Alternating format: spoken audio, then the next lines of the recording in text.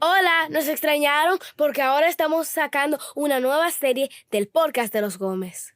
Este episodio es para la familia entera. La mamá, el papá, los niños, el bebé, el abuelo y la abuela.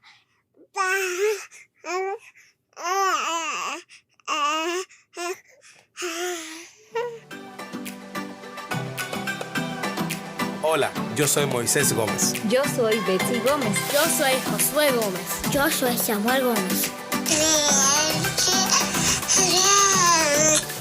Y este es el podcast de los Gómez.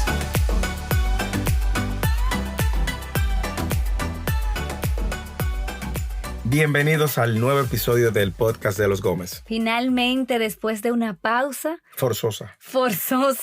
nosotros hemos estado en transición en estas semanas y decidimos pausar para atender a nuestra familia y concentrarnos. Hemos estado de mudanza. Bueno, los que se han mudado sabrán que exige mucho de nuestra atención, sobre todo cuando tenemos una bebé en casa. ¿Cuántas veces nos hemos mudado ya? Bueno, yo creo que nos hemos mudado como 8 veces. Sí, va bien, en 15 años, no está mal. Y si nos escuchas por primera vez, queremos recordarte que el propósito del podcast de los Gómez es animarte a atesorar a Cristo en la vida cotidiana, en el día a día.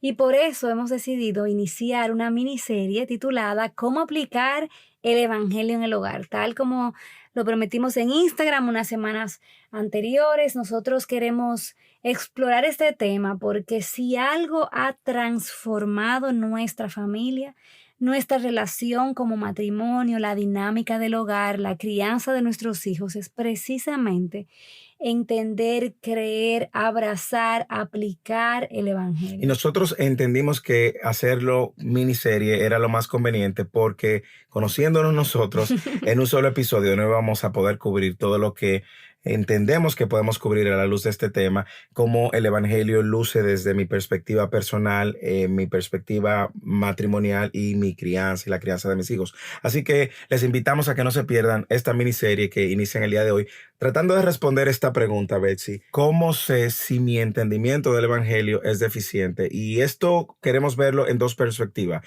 Y vamos a hablar desde, claro, nuestra experiencia, cómo nosotros teníamos un entendimiento deficiente del Evangelio cuando creíamos que teníamos un entendimiento agudo, profundo del Evangelio, pero también cómo el que tiene, entre comillas, un entendimiento correcto del Evangelio, entonces no lo aplica en el diario vivir. Y nosotros esperamos que todos aquí salgamos animados y edificados a través de su palabra. Tenemos que impartir, mi queridísima, amada esposa, con la realidad, y es cómo nosotros vemos a la luz de nuestra andar de fe y nuestra vida cristiana y la interacción con nuestros hermanos y la misma nuestra, que muchas veces el tener un entendimiento deficiente va a tener una repercusión en la manera en la cual tú vives la fe cristiana. Así es, nosotros solamente vamos a vivir vidas abundantes si tenemos un entendimiento claro de quién es Dios, qué Él ha hecho por nosotros, cuál es la real condición de nosotros como seres humanos, qué fue lo que Él hizo por nosotros para salvarnos de nuestra condición. Si nosotros no tenemos ese entendimiento claro, vamos a vivir vidas frustradas y vamos entonces a preguntarnos, ¿esto es lo que se supone que es la vida cristiana? Se supone que tengo que vivir una vida llena de gozo, una vida plena, pero no es lo que siento a nivel personal. Tengo conflictos en mi matrimonio que, aunque son normales, a veces se sienten que no terminan y no encontramos una salida. Entonces, no sé qué hacer con la crianza de mis hijos. Siento que todo es un desastre. Entonces, nos preguntamos, ¿se supone que la vida cristiana sea así? Y Betsy, lo que tú acabas de mencionar es el diario vivir de muchos de nosotros. O sea, nadie está excluido de esa realidad. Ahora, no tener una perspectiva correcta del Evangelio va entonces a traer unos resultados deficientes en la manera en la cual nosotros enfrentamos estas realidades que son parte de nuestro diario vivir. Entonces, Moisés, ¿cómo yo sé si tengo un entendimiento deficiente del Evangelio? Porque a veces esta palabra puede significar diferentes cosas dependiendo de nuestro contexto evangélico, cristiano. Para unos es una cosa, para otros es otra. Yo me recuerdo en una ocasión que estábamos en un estudio bíblico cuando vivíamos en Santiago, en la iglesia de Bautista de la Gracia, que en un grupo pequeño el pastor preguntó, ok, ¿qué es el Evangelio? Y obviamente yo de una vez levanté la mano para responder, pero cuando tuve que articular una respuesta, yo me quedé sin palabras. Sí, y yo creo que ese es un buen indicio. Podemos iniciar por ahí. Usted está en la capacidad de definir el evangelio, sencillamente articular una idea de lo que es el evangelio. Y usted puede hacer ese ejercicio ahora. Si nosotros le preguntáramos a usted, defina el evangelio. Usted pudiera articular por lo menos los elementos básicos, esenciales que nos recuerdan esta buena noticia. En ocasiones nosotros hacemos esa pregunta y la gente responde es la Biblia, es compartir la palabra de Dios, pero no es eso. Mira lo que vamos a hacer, Bex. Y yo voy a dar una definición primero corta y luego vamos a ver cuáles son los elementos que esa definición nos da. De manera que en este primer episodio de esta serie de cómo aplicar el evangelio en el hogar, nosotros podamos ir construyendo sobre esto. Y una definición corta pudiera ser: el evangelio es la buena noticia acerca de lo que Dios ha hecho para salvar a los pecadores a través del sacrificio y resurrección de Cristo. Y cuando hablamos de que esta es una definición corta, es porque tienen varios componentes que tenemos que desempacar. Y uno de ellos es que cuando hablamos de que es una buena noticia acerca de lo que Dios ha hecho para salvar a pecadores a través del sacrificio y la resurrección de Cristo, esto nos tiene que recordar la condición en la que nos encontrábamos, por la cual Cristo tuvo que venir a la tierra a salvarnos. Porque una buena noticia solamente es buena cuando viene a cambiar nuestra realidad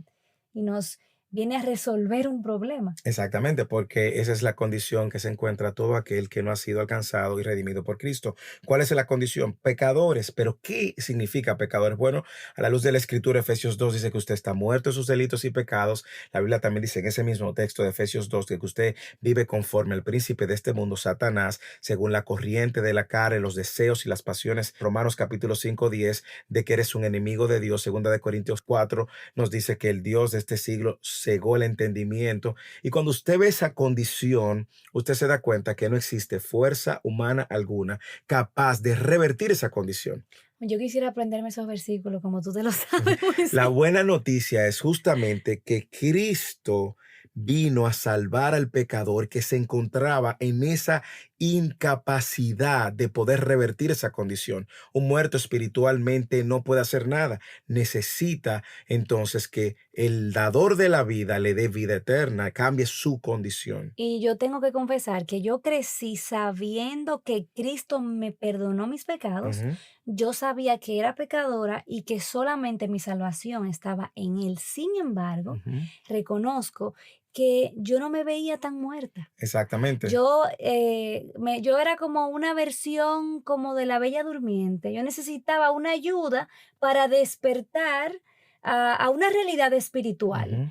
Entonces, en ese sentido, yo no me había dado cuenta que en realidad yo estaba en una posición funesta, Ujú. siendo enemiga de Dios, completamente alejada de toda bondad. Entonces, ahí es cuando yo entiendo que esto es una buena, excelente noticia, porque es que un muerto no puede hacer nada por sí Y mismo. Cristo tuvo que dar su vida, tomar nuestro lugar en la cruz para que ahora nuestra condición cambie. Por eso dije en esta definición corta, el evangelio empieza así, con esa buena noticia acerca de lo que Dios ha hecho, no lo que el hombre ha hecho. El hombre no es el protagonista, el hombre no colabora en esta salvación, sino que Cristo vino a salvar a los pecadores a través del sacrificio.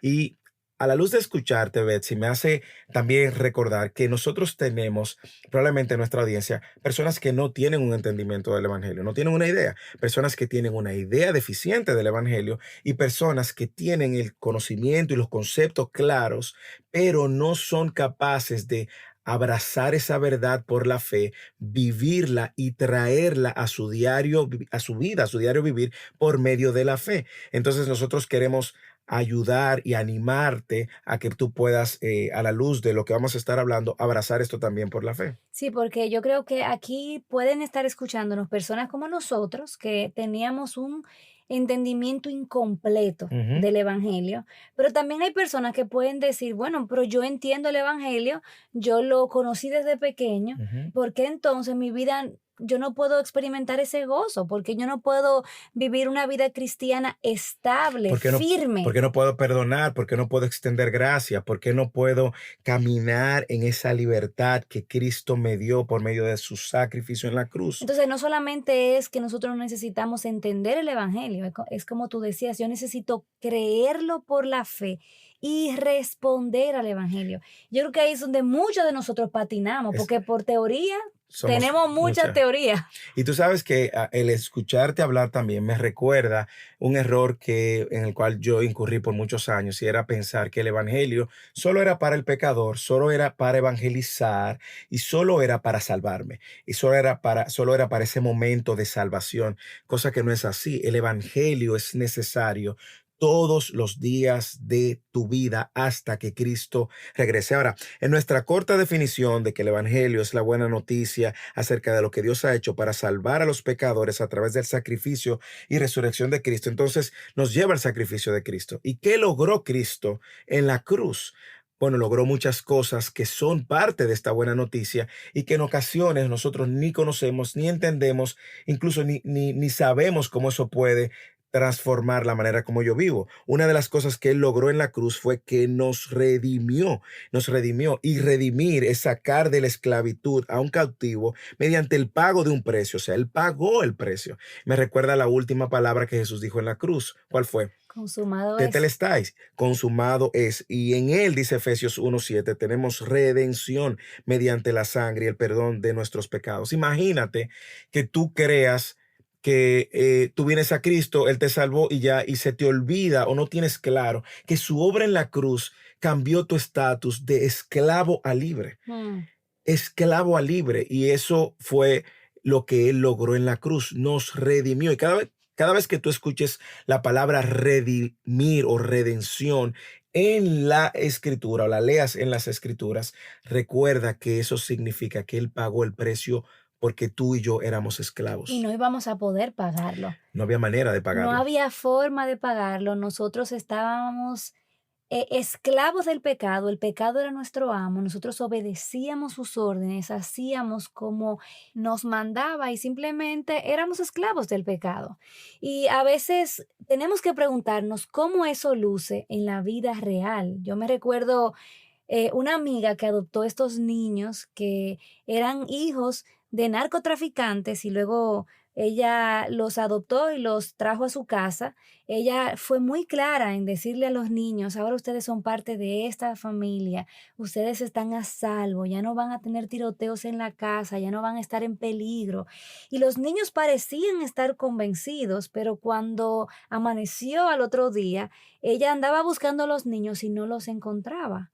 Resulta que los niños estaban en el closet, escondidos, donde ellos se acostumbraban. Sí, donde ellos entraban todos los días por temor a lo que pudiera pasar. Entonces, a veces nosotros, como creyentes que hemos sido redimidos, libres de la esclavitud del pecado, sin embargo, vivimos como esclavos y uh-huh. vivimos todo el tiempo como si tuviésemos grilletes en nuestras manos, en nuestros pies, porque pensamos que este pecado es más grande, que nunca vamos a poder superar este pecado, cuando ya la buena noticia es que Cristo nos ha hecho libres. Entonces, ¿cómo luce una persona que tiene un entendimiento deficiente de ese aspecto del sacrificio de Cristo? Bueno, que cada vez que tú estás bajo la tentación y la atracción del pecado, tú tienes que recordar que ese pecado ya no te domina y por la fe creer y caminar que no es así. Mira, el momento en el cual tú estás siendo tentado o en el momento en el cual tú pecaste, tú debes de recordar que hay una promesa dada por Cristo de que Él nos ha hecho libre de esa esclavitud. Y la palabra de Dios nos recuerda esto de una manera tangente, más de una ocasión, en más de un texto. Y es algo que nosotros tenemos que, primero, creer, segundo, abrazar por la fe y tercero, caminar a la luz de esa verdad. El Espíritu Santo que mora en nosotros ahora nos da a nosotros la poder, la autoridad para nosotros caminar a la luz de esa verdad. Muchas veces, por ejemplo, en mi vida personal y con mis luchas y mis tentaciones, es una lucha de fe. Es yo abrazar por la fe la promesa que Cristo me ha dado, entender que en él, por la fe, hay mayor satisfacción que el placer momentáneo que el pecado me está ofreciendo. Entonces, cuando yo tengo la tentación, yo tengo que ver esto que Cristo me está ofreciendo es verdadero, es mejor, es más satisfactorio que este pecado, placer momentáneo que trata de justamente esclavizarme. Por la fe, Cristo me hizo libre y es algo que yo abrazo, creo, obedezco y camino por ella. Es algo que me encanta, que dice Colosenses 1, en el versículo 13 dice, porque Él nos libró del dominio de las tinieblas y nos trasladó al reino de su Hijo amado, en quien tenemos redención, el perdón de los pecados. O sea, qué maravilloso es yo saber que yo pertenezco a un reino, que ya yo no pertenezco al reino de las tinieblas, ya yo no pertenezco al reino de Satanás. Y no solamente eso, es que en Él yo tengo esa redención y Él pagó el precio por mi condena. Exacto. No había manera alguna que el hombre en sí mismo pudiera hacerlo. Y Cristo en la cruz logró eso de manera gratuita, pero le costó su vida. Y cuando tú estés luchando con el pecado, recuerda que tú no vas a lograr redimirte, tú no vas a lograr pagar el precio, ya Cristo lo hizo. Y esa es una buena noticia. Otra cosa que Cristo logró en la cruz, Betsy, es que Cristo, cuando Él muere, aplaca la ira de Dios. Eso se llama la propiciación y usted va a encontrar eso en varias ocasiones en las escrituras, que Él nos amó y envió a su Hijo como propiciación, dice Primera de Juan 4:10. Y la propiciación es un concepto que busca recordarnos que Cristo aplacó la ira de Dios. La pregunta es ¿por qué? ¿Por qué? Bueno, la palabra de Dios dice que Dios está airado con el impío todos los días. Lo dice el Salmo 7:11, el Salmo 5:5, Juan 3:36 dice que la ira de Dios está sobre el impío todos los días. Dice que el que cree en el Hijo tiene vida eterna, pero el que no cree, la ira de Dios está sobre él. ¿Por qué Dios está airado con el pecador? Por causa del pecado. Dios es santo, santo, santo. Y Dios es justo, justo, justo. Dios no tolera el pecado en lo más mínimo. ¿Y qué hizo? Toda la ira la descargó sobre Cristo para que ahora los que están en Cristo no reciban la ira de Dios. Eso es una buena noticia. Ahora, cuando yo tengo un entendimiento deficiente de esa verdad, entonces yo voy a tratar de ¿qué? Yo voy a tratar de impresionar a Dios con mis acciones. Y ese es uno de los aspectos de la obra de Cristo que ha traído más libertad en mi caminar de fe, en mi vida cristiana, porque confieso que por muchos años yo luchaba por buscar esa aprobación de Dios, esa sonrisa de Dios, como muchas personas dicen, con mi desempeño. Sí. Y cuando yo dejaba de orar o yo pecaba, ya yo veía como que Dios se iba poniendo distante y frío y que en lugar de tener brazos abiertos en Él, yo encontraba a un Dios enojado, un Dios que no quiere relacionarse conmigo. Entonces ahí yo me encontraba tratando de buscar, haciendo algo como para ganar su favor. Y ese concepto está bien vinculado a lo que es la justificación, que como dice Romanos capítulo 3:24, que nosotros hemos sido justificados gratuitamente por su gracia, por medio de la redención en Cristo Jesús. ¿Y qué es la justificación? Que usted va a encontrar en varios textos de las Escrituras. Es esa declaración legal de que Dios nos ha hecho justo por medio de Cristo a nosotros que éramos culpables. No éramos inocentes, éramos culpables. Y ahora toda la justicia de Cristo, Betsy, esto es impresionante, ha sido cargada a nosotros, ha sido imputada a nosotros y Dios nos ve a nosotros justo. Y eso de lo que tú hablabas, de ese desempeño para tratar de sacar una sonrisa a Dios, yo lo veía también con mi activismo dentro de la iglesia y creía que mi relación con Dios era haciendo cosas para Dios, involucrándome en cosas para Dios, en muchas cosas para Dios, y no entendía que no me iba a ganar el favor de Dios más de lo que ya Cristo logró en la cruz.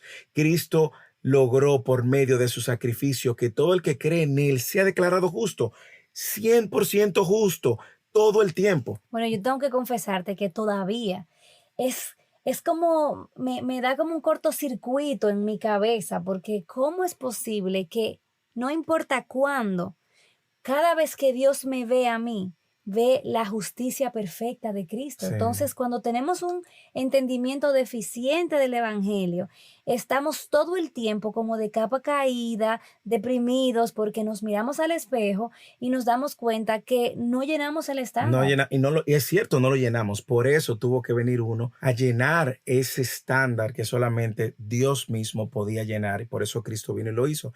El mayor problema a veces radica cuando nosotros, como tú decías, por medio de nuestras acciones tratamos de justificarnos delante de Dios. Por eso que Pablo dice que cualquiera que predica un evangelio diferente es anatema. Nosotros tratamos de justificarnos con nuestras obras, con nuestras acciones. Me recuerda ese texto de Isaías capítulo 64:6 que dice que nuestras mejores obras, nuestras obras justas son como un trapo de inmundicia. Nosotros no vamos a poder no vamos a poder autojustificarnos delante de Dios. Y hay otros conceptos, pudiéramos pasar toda la noche, como el de la santificación, Adopción. el de la adopción, que es increíble cómo Dios no solamente nos perdona por medio de la redención, no solamente nos redime, nos libra de la esclavitud, nos declara justo, sino que nos hace parte de la familia. Y cuando nosotros no entendemos esto, nosotros vivimos como esclavos, vivimos como si fuéramos extraños, vivimos alejados cuando Dios nos ha hecho ahora parte de su familia y tenemos a un Dios que es 100% fiel en su paternidad, 100% perfecto en su protección, un Dios que cuida de sus hijos fielmente, no como usted entiende que un padre imperfecto, caído lo hace en la tierra, no. Y es esto, somos deficientes muchas veces en creer esto, en entenderlo, en aplicarlo, en abrazarlo por la fe. Y a mí me encanta el saber que la buena noticia es que Cristo ha logrado todo eso porque nosotros no podíamos. Entonces, es nuestro deseo que si, al igual que nosotros, tú tienes un entendimiento deficiente del Evangelio, que tú le pidas a Dios que abra tus ojos a su verdad.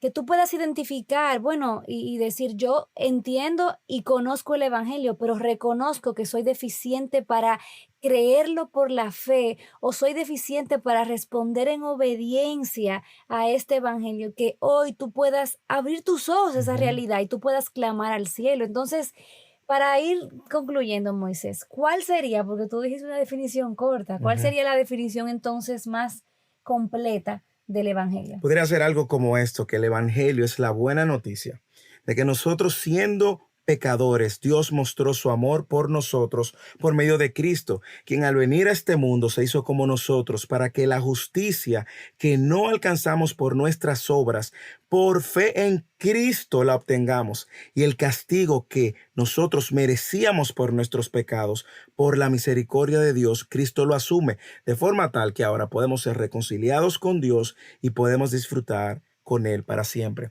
Una de las cosas que más me ha liberado en mi andar con el Señor en los últimos años ha sido el entender que yo no voy a poder impresionar a Dios. Yo no voy a poder ganarme el favor de Dios. No voy a poder, pero Cristo lo hizo en mi lugar. Y ahora me puedo acercar confiadamente todos los días sabiendo que todos los días Dios me ve completamente santo, completamente justo, completamente perdonado.